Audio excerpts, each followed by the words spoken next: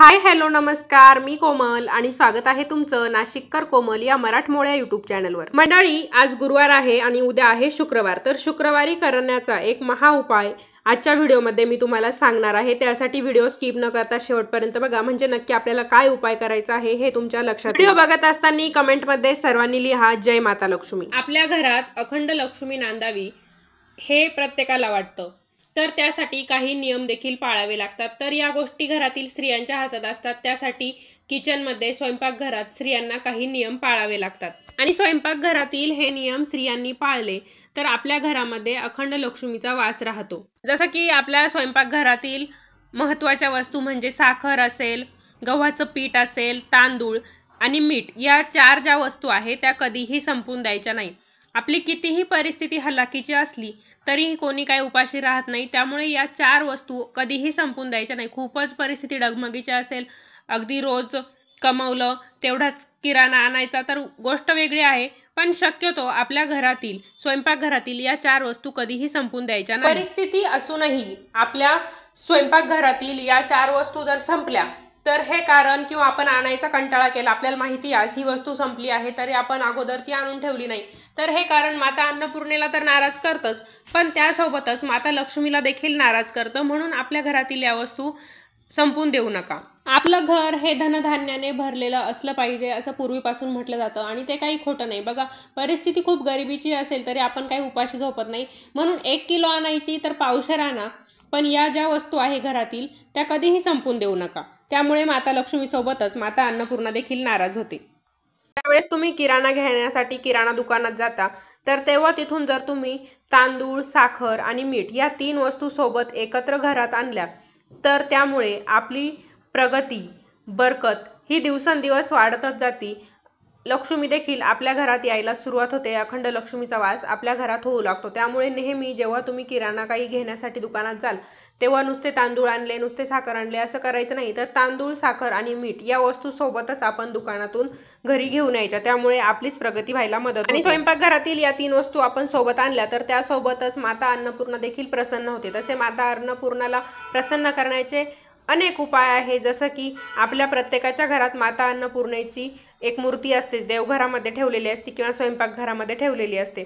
तर ही जी अन्नपूर्णेची मूर्ती आहे ती डायरेक्ट पाटावर, चौरंगावर किंवा देवघरात न ठेवता तर ती तांदळाने किंवा गव्हाने भरलेल्या वाटीमध्ये, म्हणजे ती अन्नपूर्ण रिकामी न ठेवता ती नेहमी धान्याने भरलेल्या वाटीमध्येच ठेवावी।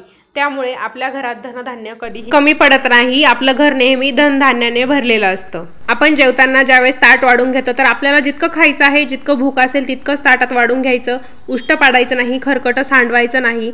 असं केल्यामुळे अन्नपूर्णा माता नाराज होत असते। त्यामुळे जर जेवताना आपल्याकडे चुकून खरकटं सांडलं तर ते आपल्या हाताने उचलून घ्यायचं, झाडायचं नाही, हातानेच ते उचलून ताटामध्ये, पाण्यामध्ये टाकून द्यायचं आहे। त्यानंतर आपल्याला आता शुक्रवारी एक उपाय करायचा आहे। त्यासाठी आपल्याला थोडेसे 1 किलोभर तांदूळ लागणार आहे। ते तांदूळ तुम्ही गुरुवारी देखील आणून ठेवू शकता। ते तांदूळ घरातल्या वापरायचा जो तांदळाचा डबा असेल त्यातले आपण घ्यायचे नाही, किंवा त्यातला घेतले तरी ते सेपरेट डब्यामध्ये ठेवायचे आहे। तर शुक्रवारच्या दिवशी आपल्याला एक लाल रंगाचं वस्त्र घ्यायचं आहे, कॉटनचं। त्याचबरोबर एक चांदीचा लक्ष्मीचा शिक्का, तो जर आपल्याकडे नसेल तर 1 रुपयाचं नाणं घ्यायचं, ते स्वच्छ धुवून काढायचं, त्याची आपल्या देवघरामध्ये हळद कुंकू अक्षता वाहून पूजा करून घ्यायची आणि लाल वस्त्रामध्ये जे आपण तांदूळ आणलेले आहे किंवा बाजूला काढलेले आहे त्यातले अखंड अक्षता आपल्याला घ्यायच्या आहे। आणि त्याचबरोबर एका कागदावर श्री अन्नपूर्णा माता प्रसन्न आणि श्री लक्ष्मी माता प्रसन्न असा मंत्र लिहायचा आणि तो मंत्र, तो कागद त्या पोटलीमध्ये ठेवून आपल्याला त्या अक्षता, चांदीचा शिक्का असेल तर तो शिक्का किंवा 1 रुपयाचं नाणं यांची आपल्याला पोटली तयार करायची आहे। पोटली बांधून ती लक्ष्मी मातेच्या चरणाशी ठेवायची। जय माता लक्ष्मी, जय माता लक्ष्मी असा जप सुद्धा चालू ठेवायचा आहे। आणि ती जी पोटली आहे ती एका डब्यामध्ये तळाशी ठेवायची आणि जे आपण 1 किलोभर किंवा जास्त असतील तांदूळ तर ते बाजूला काढलेले आहे किंवा विकत आणलेले आहे त्या पोटलीवरून आपल्याला ते तांदूळ डब्यामध्ये ठेवायचे आहे। आणि 8 दिवस हा डबा आपल्याला उघडायचा नाही, तो तसाच ठेवून द्यायचा आहे। पुढच्या येणाऱ्या शुक्रवारी ती पोटली काढून घ्यायची आहे आणि ते तांदूळ तुम्ही वापरायला सुरुवात करू शकता। यामुळे काय होईल, माता लक्ष्मी प्रसन्न राहते, माता अन्नपूर्णा देखील प्रसन्न राहते आणि आपल्या घरात तांदूळ कधीही संपत नाही। पुन्हा शुक्रवारी तुम्ही हा उपाय करून तो डबा बाजूला ठेवून देऊन अगोदरचे तांदूळ वापरायला सुरुवात करू शकता। फक्त ज्यावेळेस मासिक पाळी असेल, सूतक असेल तर त्या काळात आपल्याला हा उपाय करायचा नाही। मासिक पाळीच्या काळात देखील आपल्याला त्या डब्याला हात देखील लावायचा नाही। असं केल्यामुळे आपल्या घरात धनधान्याची बरकत कायम राहते। त्याचबरोबर लक्ष्मी आपल्या घरात पाणी भरते, म्हणजे थोडक्यात आपल्या घरात पैशाची देखील कमी पडत नाही। आपलं घर धनधान्याने भरलेलं राहतं, कुटुंब देखील आनंदात राहतं असं म्हटलं जातं। म्हणून शुक्रवारच्या दिवशी हा एक महा उपाय नक्की करून बघा।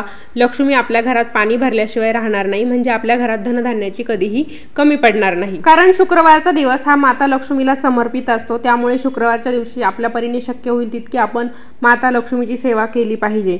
या दिवशी आपण जे काही उपाय करतो तर त्या उपायांमुळे घरात माता लक्ष्मीची कृपा राहते।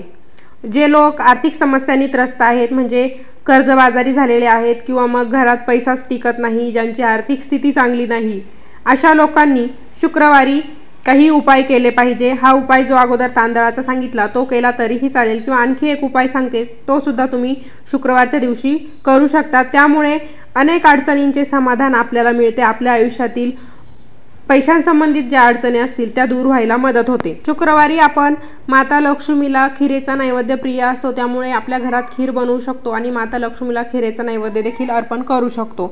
शुक्रवारच्या दिवशी संध्याकाळी अष्टलक्ष्मी स्तोत्राचं पठण करायचं आहे।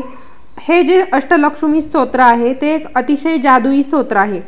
त्याचं पठण आपण जर केलं तर त्यामुळे आपल्या घरात आनंद राहतो, समृद्धी नांदते आणि जीवनातील ज्या काही आर्थिक समस्या असतात त्या देखील दूर व्हायला मदत होते।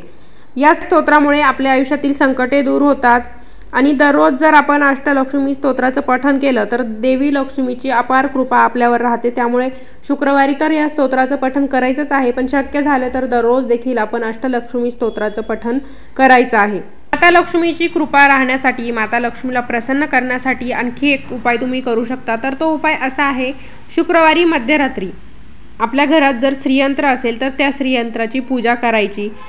त्यामुळे माता लक्ष्मीची प्राप्ती होते, कृपा होते। माता लक्ष्मीची ज्यावेळेस तुम्ही मध्यरात्री पूजा कराल तर त्यावेळेस 8 तुपाचे दिवे देखील आपल्याला लावायचे आहे। हे दिवे शक्यतो कणिकाचे बनवायचे, कणिकाचे नसेल बनवले तर तुम्ही 8 पंत्या लावल्या तरीही चालेल, फक्त त्यामध्ये तूप घालायचं आहे।